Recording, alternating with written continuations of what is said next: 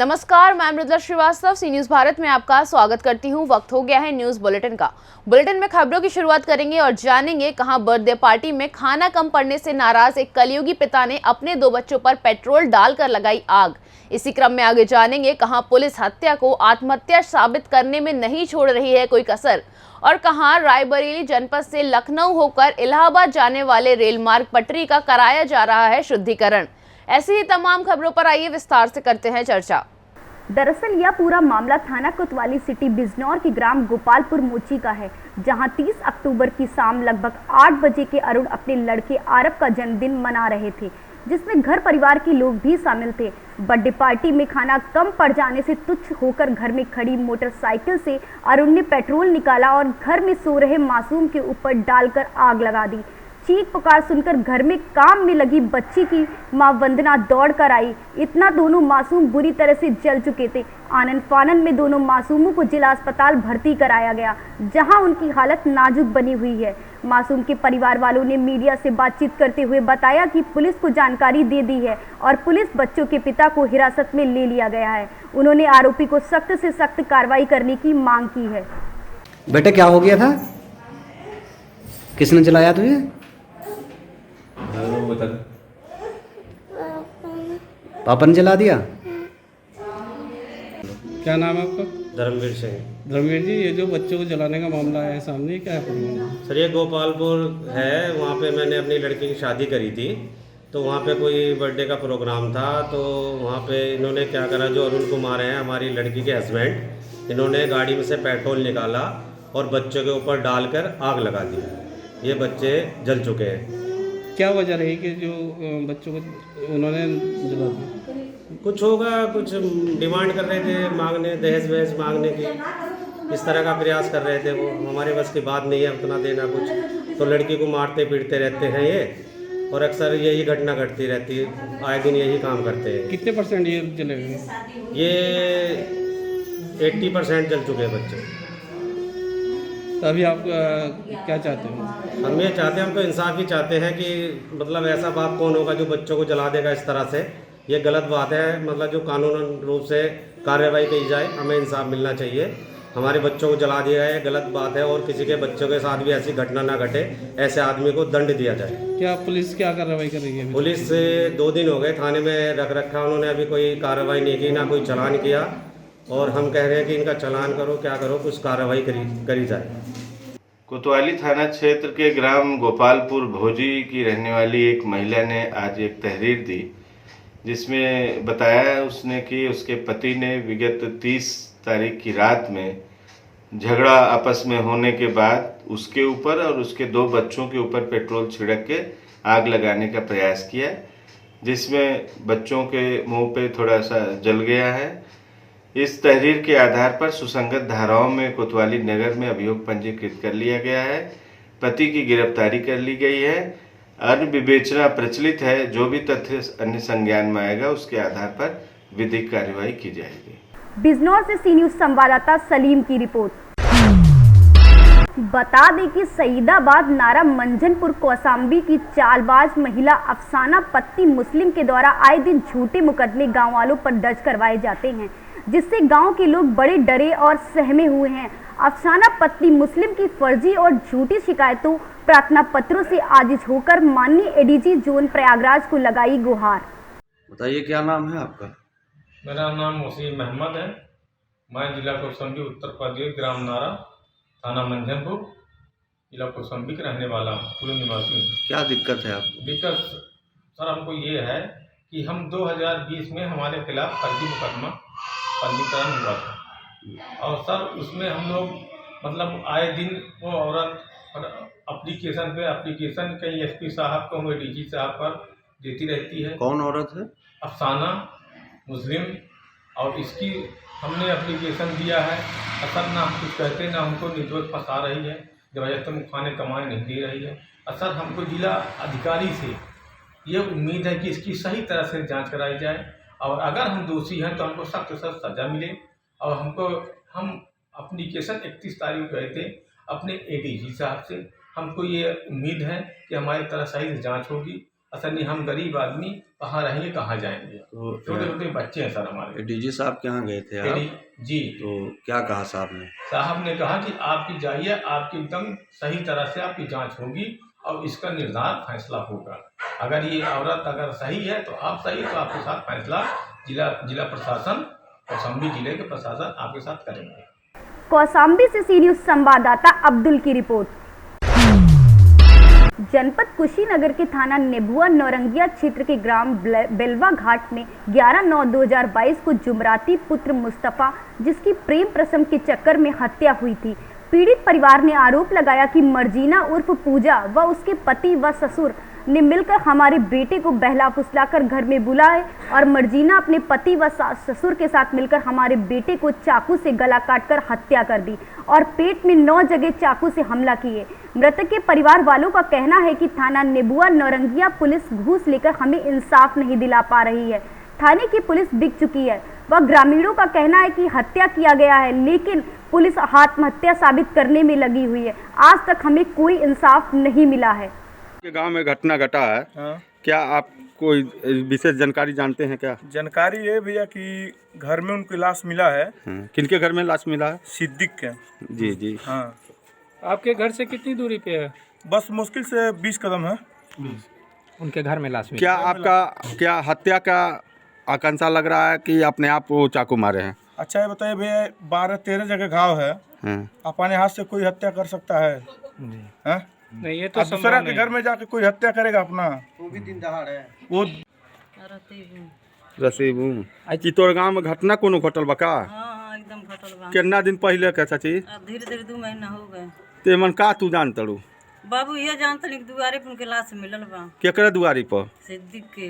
तू बताओ, एगो सुई लगवा डॉक्टर के लगे जालू तो सुई लगाओ ना तो 2 मिनट करते जनालू ना, तो 11 गो चाकू अपने हाथ के मार ली? अपने हाथ नहीं मारी। हाँ। कहाँ कहाँ मारी, गला काटी, पेटे में मारी, कहाँ कहाँ मारी। तो का लगा था चाची आपके एमे? अभी है लगा बाबू की माला ओकर हत्या कइल बा लइका के। अच्छा, आपके शंका केकरे पर बा, किस आदमी पे शक हो रहा है? शंका किसी पर नहीं होता, ही नहीं होता। हम केहू देखले नहीं बनी के कटले बन के घर में लाश। अनुमान किस पे लगाया जा सकता है? कुछ नहीं, हम केहू नहीं मान में लाई पर उनके घर में लाश मिला। कौन है भैया? हम प्रदीप कुशवाहा। आप यहाँ के प्रधान के प्रतिनिधि हैं? भाई हैं। क्या आप जो आपके गांव में कोई घटना घटा है, एक ऐसा घटना है क्या आपके संज्ञान में क्या है? हम तो यही जान रहे हैं कि मान लीजिए घर में देखे हैं, वहीं किनके घर में देखे हैं? सिद्दीक के वहाँ। क्या देखे हैं? वही लड़कियों को मान लीजिए। किस लड़के को? वो कहते हवलदार को हत लड़कियों का। अच्छा, ये जो देखे हैं उस लड़की के घर में लाश मिला है ना? हाँ। किस हालत में मिला था?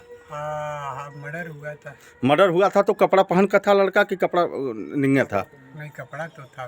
तो ये बताइए, कोई अपने हाथ से एक आदमी अपने हाथ से 11 व्यवहार कर सकता है? अब तो ये बात तो हम नहीं कर सकते हैं भाई। नहीं, मतलब आपके उसका अनुमान है? नहीं, कोई भी नहीं कर सकता। एक तो आदमी एक ही जगह या 2 जगह मान लीजिए अपने हाथ कर सकता। तो खुद को मारा, उस औरत पर कैसे वार किया? नहीं, आपका अंदाजा क्या है? मतलब वो मर्डर है या आत्महत्या है? मान लो आप आत्महत्या तो आदमी होता नहीं करी, हम जहाँ तक यानी आपका कहना है कि वो मर्डर है। कुशीनगर से सी न्यूज संवाददाता राशिद की रिपोर्ट। रायबरेली जनपद के तहसील ऊंचाहार के अंतर्गत लखनऊ से होकर इलाहाबाद जाने वाली रेल मार्ग पटरी का शुद्धिकरण गिट्टी कुटाई मशीनों द्वारा कराया जा रहा है। सरकार की मंशा आपको बताते चले कि इस बार विकास प्रगति पर देखा जाए तो प्रधानमंत्री नरेंद्र मोदी भारत का विकास इस कदर करना चाहते हैं जिससे आने वाले समय में किसी को परेशानी का सामना ना करना पड़े। अधिकारियों का कहना है कि लंबे सफर तय करने के दौरान ट्रेन की स्पीड 110 किलोमीटर की रफ्तार से चलाई जाएगी, जिससे यात्रियों के समय की बचत होगी और काम का दायरा भी बढ़ेगा, जिससे युवा, बुजुर्ग और कई अन्य समय को देखते हुए इन सब की व्यवस्था समुचित रूप से सरकार करवा रही है।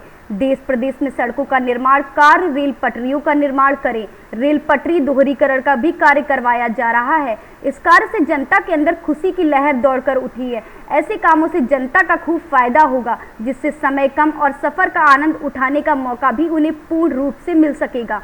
ट्रैफिक रूल के मुताबिक सावधानी हटी दुर्घटना घटी का कम से कम डर रहेगा और इसी के मुताबिक पालन भी किया जाएगा। ऐसे हालात में सरकार जिस तरह से व्यवस्थाएं कर रही है, इन सब कार्यों का करवाना ही जरूरी है। आगे जनता को किसी तरह की परेशानी का सामना नहीं करना पड़ेगा।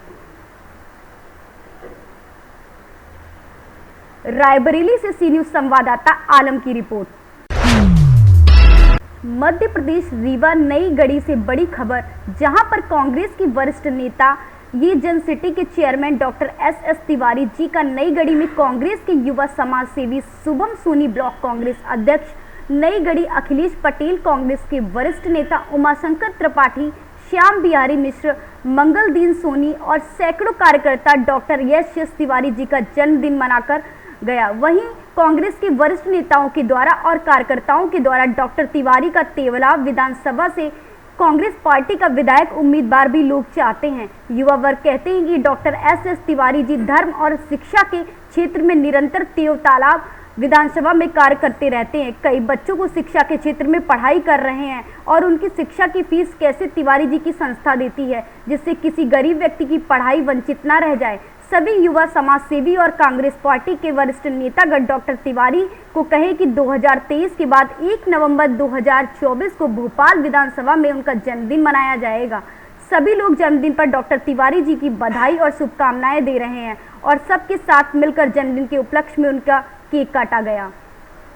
जनता जनार्दन देवतलाव क्षेत्र की यही चाहते हैं कि आपको अगर पार्टी टिकट दिया तो आपकी जीत सुनिश्चित है।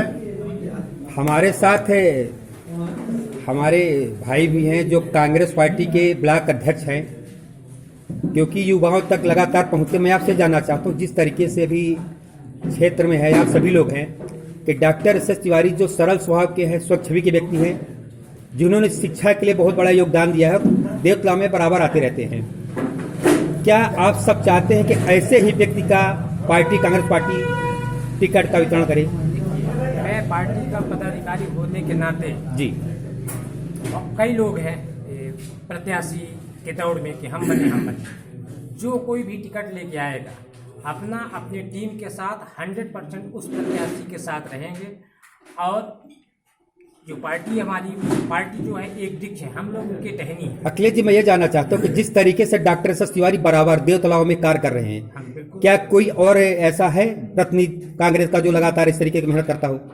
यहाँ पर प्रश्न किसी का नाम तो नहीं लूंगा, 3 लोग हैं। अब तो बहुत लोग आ रहे हैं टिकट मांगने के लिए, 13 हो गए हैं, फिर 30 होंगे, 35 होंगे, पर 3 लोग हैं कि जो 5 साल से निरंतर चुनाव हारने के बाद भी क्षेत्र में थे। उसमें तिवारी जी भी हैं उन 3 लोगों में। नाम मैं व्यक्तिगत किसी का नहीं लेना चाहता। अगर डॉक्टर एस तिवारी को टिकट यहाँ मिलती है तो क्या चुनाव का परिणाम रहेगा देवतला विधानसभा से? जीत होगी कांग्रेस पार्टी। धन्यवाद। हमारे साथ युवा साथी हमारे हैं मिश्रा जी। मिश्रा जी, मैं जानना चाहता हूँ, जिस तरीके से युवाओं के बीच में डॉक्टर एस तिवारी को लेके इस तरीके से हर्ष और उल्लास मचा हुआ है कि जी अगर देवतलाव विधानसभा के प्रत्याशी बनते हैं तो उनके शिक्षा में भी विकास होगा, हर तरीके से विकास होगा। आप सब क्या कहना चाहते हैं? मैं कहना चाहता हूं कि देवतलाव विधानसभा के अंदर मैं 2014 से कांग्रेस पार्टी में जुड़ा हूं, तो मैं निरंतर देख रहा हूं कि देवतलाव विधानसभा में ऐसा कोई दिन ना हो कि डॉक्टर एस तिवारी देवतलाव विधानसभा के अंदर चाहे कोई भी व्यक्ति हो, हर व्यक्ति के सुख दुख में हमेशा खड़े रहते हैं। ऐसा दिन हमने भी देखा है कि 12 बजने के बाद 1 भी बज जाते हैं। अगर डॉक्टर एस तिवारी आते हैं देवतलाव प्रत्याशी के रूप में, तो किस तरीके से चुनाव में जीत होगी? अगर हमारी पार्टी देवतलाव विधानसभा से टिकट देती है हमारे सर को, तो निश्चित तौर पर हम सभी युवा हमारे साथ शुभम सोनी, आज आप इतने बड़े चेयरमैन जो शिक्षा के मंदिर के देवता हैं, हम पत्रकारों की तरफ से आपको जन्मदिन की बहुत बहुत शुभकामनाएं देता हूं। सर, मेरा सवाल यह है कि जिस तरीके से आप जैसे हस्ती रीवा शहर छोड़ करके, कि रीवा में कहीं भी होटल में कर सकते हैं, लेकिन आप नई गढ़ी को जो प्यार और सम्मान आपने दिया है जन्म दिवस के लिए, सर इसके लिए क्या कहना चाहिए नई गढ़ी की जनता के बारे में? सर, मैं आपको अभी बता रहा था कि जन्मदिन तो मनाता है जो अपना करीबी होता है, घर परिवार का होता है और उसका जैसा होता है। यहाँ हमारे घर परिवार जैसे लोग हैं उनके बीच बनाया। सर, आपके स्वभाव के बारे में जो कहा जाता है कि डॉक्टर एस एस तिवारी, चाहे वो गरीब व्यक्ति हो चाहे अमीर व्यक्ति, जो भी आपसे मिलता है, एक मतलब कहते सरल स्वभाव स्वच्छ छवि के व्यक्ति है। क्या इस बार ऐसा हो सकता है देवतला की जनता चाहती है कि संभावित कांग्रेस प्रत्याशी एस एस तिवारी, इसके बारे में क्या कहेंगे सर आप? ये सवाल आप हमसे पूछ रहे हैं? सर, जनता का है, देवतला की जनता का सवाल है ये। अब इस विषय पर ऐसा है कि विषय पे हमसे पूछिए, हम लोग बताएंगे। परमात्मा जाने भविष्य, हम लोग नहीं जानते, हम लोग अपना काम कर रहे हैं। क्योंकि बार बार सर कहीं न कहीं आपको देवतला बुलाया जाता है, आप राम कथा करते हैं। हम लोग ये भी चाहते हैं सर कि जिस तरीके से आपने देवतला में राम कथा करवाई, अष्टभुजा माता धाम में भी कब तक में ऐसा है कि आप यहाँ राम कथा कराएंगे, उसके बाद ऐसे प्रत्याशी रूप में आप जाएंगे? ऐसा है कि हमारा ये देश है, यहाँ धर्म प्रधान देश है। मर्यादा पुरुषोत्तम भगवान राम किसी दल और पार्टी के है नहीं। यहाँ भगवान भोलेनाथ का एक बहुत प्राचीन और प्रतिष्ठित मंदिर है। रीवा जिला उसी तरह देव तालाब प्रसिद्ध है जैसे सतना जिले का चित्रकूट और मैहर धाम है। तो यहाँ भगवान भोलेनाथ को मर्यादा पुरुषोत्तम भगवान श्री राम की कथा एक राष्ट्रीय कथावाचक से सुनाने का अवसर हमको मिला और उसमें भगवान की कृपा से इस पर हम सफल रहे। जब तक बस चलेगा, भगवान की इच्छा होगी, ये कथा चलती रहेगी। अब हमारे साथ कांग्रेस के वरिष्ठ नेता उमाशंकर त्रिपाठी, जो जामबंद कहे जाते हैं, मैं ये चाहता हूं कि जिस तरीके से डॉक्टर एस एस तिवारी को लोग यहाँ देवतला की जनता, युवा सभी चाहते हैं, दिल से चाहते हैं, अगर टिकट आपको मिलती है तो किस तरीके से यहाँ सहयोग रहेगा आप सभी का? लोग जीतेंगे, जीत निश्चित के लिए टिकट लेके आएंगे, जनता का सहयोग मिलेगा और कांग्रेस जीतेगी। डॉक्टर एस एस तिवारी को टिकट मिलती है, हम लोग जीत की ओर अग्रसर होंगे। रीवा से सी न्यूज संवाददाता संजय की रिपोर्ट। आगरा जनपद की विकासखंड एतमादपुर क्षेत्र की 10 ग्राम पंचायतों में शहर की तर्ज पर बनाए जाएंगे आरआरसी सेंटर। ग्राम पंचायतों में किया गया भूमि पूजन आज खंड विकास अधिकारी अनिरुद्ध सिंह चौहान व सहायक विकास अधिकारी पंचायत शैलेंद्र सिंह सोलंकी ने ग्राम पंचायत समाई व ग्राम पंचायत सुरेरा में भूमि पूजन कर आरआरसी सेंटर का शुभारंभ किया। इसमें गीले कूड़े व सूखे को ग्राम पंचायत से आरआरसी सेंटर पर लगाया जाएगा, वहां लाकर अलग अलग चैम्बर्स में डाला जाएगा और उससे निकलने वाली खाद से जैविक खाद बनाया जाएगा। इससे ग्राम पंचायत की इनकम भी हो सकेगी। आरआरसी सेंटर के शुभारंभ के मौके पर ग्राम प्रधान, ब्लॉक प्रमुख, अध्यक्ष मुकेश बघेल, उपाध्यक्ष सुमित सेन, सचिव शुभम सिकरवार आदि लोग मौजूद रहे। जी सर, लगातार आरआरसी सेंटरों का शुभारंभ हो रहा है, सुरेरा में हुआ है, तो किस तरह का संदेश जाएगा? लोगों को जानकारी नहीं है, ये क्या आरआरसी सेंटर क्या होता है? ये सरकार की पहल है कि गाँव को हमें और अधिक स्वच्छ बनाना है। ODF प्लस के अंतर्गत ये एक तरीके से solid liquid waste management centres हैं, जहाँ पे गाँव का जो विभिन्न प्रकार का हमारा कूड़ा कचरा है वो यहाँ पे एकत्रित किया जाएगा। इसे अलग अलग पार्ट में सेग्रीगेट किया जाएगा और सेग्रीगेट करके जो कूड़ा जिस प्रकार का है, प्लास्टिक का अलग प्रकार से है, लिक्विड जो हमारा है वो अलग प्रकार से है, जो कूड़ा जिस प्रकार का है उसका उस प्रकार से निस्तारण किया जाएगा और जहाँ तक होगा उससे भी यूजफुल चीज़ें बनाने की कोशिश की जाएगी। तो ये बहुत अच्छी पहल है। ग्रामवासियों के बीच में जागरूकता बढ़ाने की आवश्यकता है और इससे एक स्वच्छता के हम एक नए मुकाम को हासिल करेंगे। कितनी पंचायतें हैं जहाँ पर शुभारंभ हो चुका ये है? टोटल 10 ग्राम पंचायतें हमारे क्षेत्र में ली गई हैं जिनमें ये कार्य होना है, जिसमें लगभग 5 ग्राम पंचायतों में शुभारंभ हो चुका है। शेष में भी जल्दी 1-2 दिन में कार्य प्रारंभ होगा। अध्यक्ष जी, क्या कार्यक्रम हुआ पंचायत में आज? आज पंचायत सुरेरा विकासखंड एतमादपुर के अंतर्गत आरआरसी सेंटर स्वच्छता अभियान के तहत आज भूमि पूजन किया गया है। माननीय हमारे BDO साहब और ADO पंचायत, सभी सचिव महोदय, अन्य मेरे प्रधान साथीगण सभी वहाँ उपस्थित थे और ADO पंचायत द्वारा जानकारी दी गई, प्लास्टिक बैंक के संबंध में जानकारी दी गई, आरआरसी सेंटर के बारे में जानकारी दी गई, आरआरसी सेंटर कितनी जगह में बनेगा ये जानकारी दी गई और वहाँ क्या प्लांटेशन होगी, गोबर गांव का इकट्ठा किया जाएगा, जैसे खाद बनाने का कार्य किया जाएगा, जैविक खाद, और आपके प्लास्टिक कई प्रकार की प्लास्टिक बनी है, इनको अलग अलग वितरण किया जाएगा। यानी गांव को स्वच्छ रखने के लिए यहाँ आरआरसी सेंटर बनाया जा रहा है, जहाँ कचरे का प्रबंधन अलग अलग किया जाएगा। आगरा से सी न्यूज संवाददाता विष्णु बघेल की रिपोर्ट।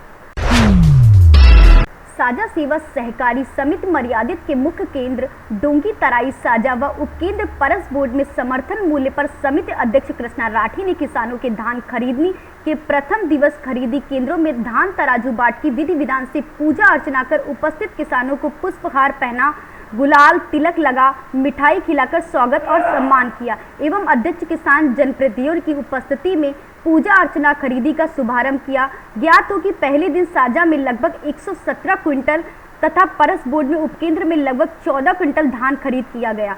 समिति अध्यक्ष कृष्णा राठी ने धान खरीद शुभारंभ होने की किसानों को बधाई देते हुए मुख्यमंत्री भूपेश बघेल, कृषि मंत्री रविंद्र चौबे को किसानों की तरफ से आभार जताते हुए कहा कि सरकार की मंशा और निर्देश अनुसार किसानों को धान खरीद किया जाएगा और उन्हें कोई परेशानी नहीं होगी। चाक चौबंद की भी व्यवस्था की जाएगी। पहले तो आज समस्त किसानों को धान खरीदी के प्रथम दिवस की बहुत बहुत शुभकामनाएं, बहुत बहुत बधाई और माननीय मुख्यमंत्री जी, कृषि मंत्री जी का बहुत बहुत आभार कि किसानों के धान खरीदी का जो निर्णय 1 नवंबर से लिया गया निश्चित रूप से किसानों के हित में है। और आज मेरे मुख्य केंद्र साझा और उप केंद्र परस बोर्ड में खरीदी का हम लोगों ने तराजू बाट और अन्नपूर्णा माता की पूजा अर्चना विधि विधान के साथ करते हुए शुभारंभ किया है। इस दौरान साझा केंद्र में भाई मनोज जायसवाल जी, पूर्व अध्यक्ष नगर पंचायत साझा एवं परस बोर्ड में श्री ओम प्रकाश वर्मा जी, पूर्व जनपद अध्यक्ष साझा के आतिथ्य में हम लोगों ने आज पूजा अर्चना की है और किसानों की उपस्थिति में किसानों का स्वागत अभिनंदन किया, पुष्पहार, गुलाल तिलक, मुँह मीठा कराकर और काफ़ी अच्छा खरीदी आज का दिन हमारा रहा है। और आगे भी हम लोग बहुत अच्छा सुचारू ढंग से खरीदी करेंगे और किसानों को कोई दिक्कत परेशानी नहीं होने देंगे। सरकार की जो मंशा है छत्तीसगढ़ सरकार की, उस मंशा अनुरूप हम लोग कार्य करते हुए किसानों की सुविधा का पूरा ध्यान रखेंगे और किसान हितों का ध्यान रखेंगे। धान तोलाई इलेक्ट्रॉनिक कांटा से हो रहा है या तराजू बाट से हो रहा है? नहीं, तराजू बाट से खरीदी की जा रही है तौल की। बेमित्रा से सी न्यूज संवाददाता संजू की रिपोर्ट। दरअसल संपूर्ण उत्तर प्रदेश में लगातार सड़क दुर्घटनाओं में बढ़ोतरी होने से सूबे के मुखिया योगी आदित्यनाथ ने संज्ञान लिया है। मुख्यमंत्री योगी आदित्यनाथ की पहली प्राथमिकता है कि उत्तर प्रदेश में लगातार हो रही सड़क दुर्घटनाओं पर रोक लगे। मुख्यमंत्री के आदेश के बाद बिजनौर में डीएम उमेश मिश्र, एसपी दिनेश सिंह ने आज यातायात माह का शुभारंभ किया। बिजनौर जिला प्रशासन द्वारा आज से यातायात नियमों का पालन कराने हेतु विशेष अभियान चलाया गया है ताकि जनपद में सड़क दुर्घटनाओं पर रोक लग सके। बातचीत में जिला अधिकारी बिजनौर उमेश मिश्र ने बताया कि बिजनौर प्रशासन अलग अलग माध्यमों से आम जनमानस से यातायात नियमों का पालन कर आएगा। बिजनौर डीएम उमेश मिश्र ने जनपद वासियों से यातायात नियमों का पालन करने की भी अपील की है। का शुभारंभ किया गया आपके द्वारा, जनता को कैसे देते हैं? हम सभी से अपील करेंगे कि यातायात माह को सभी लोग इसको मनाएं और यह सभी में संदेश जाए कि हम अपने जो यातायात के नियम हैं उनका 100% अनुपालन करें, जिससे सड़क पर चलने वाले हर व्यक्ति सुरक्षित रहें और सब सकुशल अपने घर जा सकें। माननीय मुख्यमंत्री जी की प्राथमिकता है कि जो एक्सीडेंट्स हो रहे हैं वो कमी होनी चाहिए और इसके लिए जब सभी लोग जब तक साथ नहीं देंगे तब तक इसका लक्ष्य नहीं प्राप्त किया जा सकता। हम सभी बिजनौर के नागरिकों से अनुरोध करेंगे कि वह 100%, चाहे सीट बेल्ट लगाना हो, चाहे हेलमेट पहनना हो, बाएं तरफ से निकलना है या क्रॉसिंग कैसे की जाए, इन सारे नियमों का 100% अनुपालन करें और आगे आए। बिजनौर से सी न्यूज संवाददाता सलीम की रिपोर्ट। खबर सहरसा से है, जहां सौर बाजार थाना क्षेत्र के भवटिया गांव वार्ड नंबर 7 से एक महिला की लापता होने का मामला सामने आया है। लापता महिला का नाम तौली देवी पति बच्चेलाल पंडित बताया जा रहा है, जो बीते 26 अक्टूबर को गंगा स्नान करके मानसी स्थित सिमटिया घाट गई थी, जिसके बाद वो अभी तक घर वापस नहीं लौटी। वहीं परिजनों ने खोजबीन करना शुरू कर दिया है, फिर भी महिला का अब तक कोई पता नहीं चल सका, जिसको लेकर महिला के पुत्र पीड़ित मनीष कुमार ने जनप्रतिनिधियों के सहयोग से सौर बाजार थाना को आवेदन लिखा है। मेरी मम्मी सिमड़िया घाट गंगा नहाने के लिए गई थी और अभी तक नहीं लौटी है। कब गई थी? 26 तारीख को। क्या नाम है? मनीष कुमार। मम्मी का क्या नाम? तौली देवी। कहाँ घर हुआ? भक्तिया। उनके पुत्र द्वारा जानकारी प्राप्त हुआ है कि सिमरिया घाट में स्नान करने के दौरान स्नान करने के दौरान अभी तक वापस नहीं घुर के आया। जो तिलो देवी पति बच्चेलाल पंडित, ग्राम भपटिया, वार्ड नंबर 7 का निवासी है, जो बहुत गरीब है, और हम लोग प्रयास कर रहे हैं जल्द से जल्द इस गरीब आदमी को न्याय मिले और इसकी मांग मिल जाए। आवेदन भी साथ में देख रहे हैं? हाँ, आवेदन भी थाना में दिलवा रहे हैं इनसे। क्या नाम हुआ आपका? सुधांशु शेखर, पंचायत समिति अजगेवा पंचायत। सहरसा से सी न्यूज़ संवाददाता कमरुद्दीन की रिपोर्ट। खबर सहरसा से है, जहां सौर बाजार प्रखंड में सहूरिया पश्चिमी पंचायत के दान चकला में ग्रामीणों के सहयोग से 170वां 3 दिवसीय बिहार राज्य भगत महासम्मेलन का आयोजन किया गया। इस महासम्मेलन में राज्य की कई भगत मंडली ने भाग लिया, जिसको लेकर भव्य कलश यात्रा भी निकाली गई, जिसमें 111 कन्याओं ने भाग लिया। आपको बता दें कि शांति पब्लिक स्कूल दान चकला के समीप पोखर में मंत्रोच्चारण के साथ सभी कन्याओं ने कलश में जल भरी और उसे बिखेरते हुए यज्ञ किया। इस भगत महासम्मेलन में कई जनप्रतिनिधियों की भी उपस्थिति रही। आज 1 नवंबर 2022 से 3 नवंबर 2022 तक ये बिहार राज्य भगत महासम्मेलन का आयोजन किया गया है। ये पूरे दान चकला ग्रामवासी के द्वारा आयोजन किया गया है। इसमें मालाधारी जौहरी पनियार हैं और इसमें 111 कन्याओं के द्वारा कलश यात्रा निकाली गई है, जो कलश नगर भ्रमण के नाम से जाना जा रहा है। सभी यात्री अभी निर्जला है और ये जब तक जग होगी तब तक आरवा भोजन खाएंगे। कितनी कन्या भाग लिए? 111 कन्याएं इसमें भाग ले रही है। अभी किस जगह ये कार्यक्रम रखा गया है? इस कार्यक्रम में 521 भक्तिया मंडली भाग ले रहे हैं और 48 घंटा भगत का महासम्मेलन होगा। जगह कौन सी? ये दान चकला, पश्चिमी सौरिया पंचायत, मौजा बखरी। सहरसा से सी न्यूज़ संवाददाता कविंदर कुमार की रिपोर्ट। फिलहाल के लिए इस न्यूज़ बुलेटिन में बस इतना ही। देश और दुनिया की तमाम खबरों को जानने के लिए देखते रहिए सी न्यूज़ भारत। हर खबर आपके साथ, आपके हाथ।